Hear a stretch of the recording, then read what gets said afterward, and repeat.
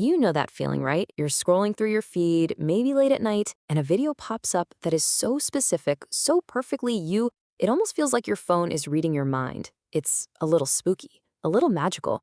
Well, today we're going to pull back the curtain on that magic. And hey, you're not alone in this. There's actually a term for it, dopamine scrolling. It's that constant hunt for the next cool thing, that next little hit of entertainment. It's something we all do, but it's powered by some seriously powerful tech.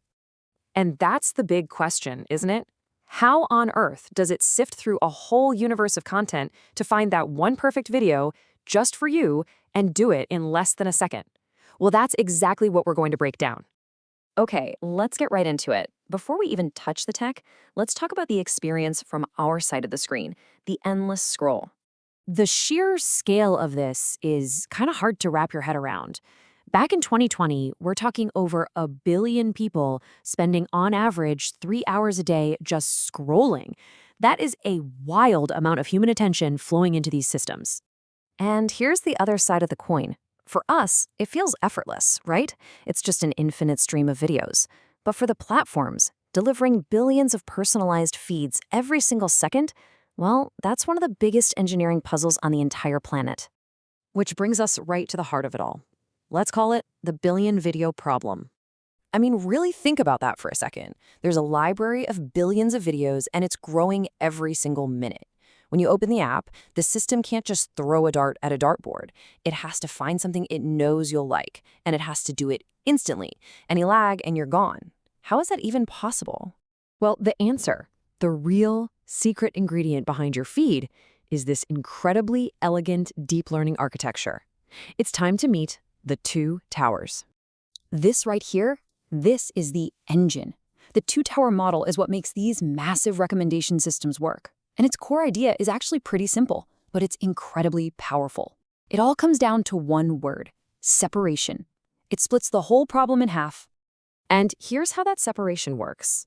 On one side, you've got the user tower. Its only job, its entire purpose, is to become an expert on you. It looks at your watch history, your likes, your comments, everything. Then on the other side, you have the item tower. Its job is to be an expert on the content, the videos. It breaks down hashtags, captions, sounds, even the pixels in the video itself. So each tower takes all of this super complex information and boils it down into a single, compact, well, you can think of it like a digital fingerprint. In the machine learning world, it's called an embedding. The user tower creates one for you that represents your unique taste, and the item tower creates one for every single video, representing what it's all about. Okay, so we've got two separate fingerprints. One that says, this is you, and millions of others that say, this is this video. So how does the system know if they're a match? This is where the genius and the speed come in. It doesn't do some long, complicated analysis. It uses a super simple, lightning-fast bit of math called a dot product. All it does is measure how similar your taste fingerprint is to a video's fingerprint. The higher the score, the better the match. It's simple, and it is unbelievably fast to calculate. So let's walk through it in real time. Boom, you open the app. Instantly, the user tower calculates your up-to-the-second taste fingerprint. Now here's the key. The system doesn't compare you to billions of videos. That's way too slow. Instead, it takes your fingerprint and searches a massive library of already calculated video fingerprints using a crazy fast search method. This lets it find the closest matches in milliseconds. It grabs a few hundred of the best ones, and then a final, more fine-tuned model called a ranker puts them in that perfect order you see on your feed. And that is the secret sauce. The separation of the two towers is what makes this whole thing possible at scale. Because all the video fingerprints are ready to go, the only thing the system has to do in real time is figure out your fingerprint and then find the closest matches. It's that decoupling that's the absolute genius behind it all. But here's the most important part of the whole story. That user tower, it doesn't just magically learn about you on its own. It has a teacher, and that teacher is you.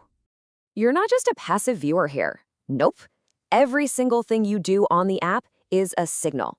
Every tap, every swipe, every second you pause on a video, you are actively teaching your personal algorithm what you want.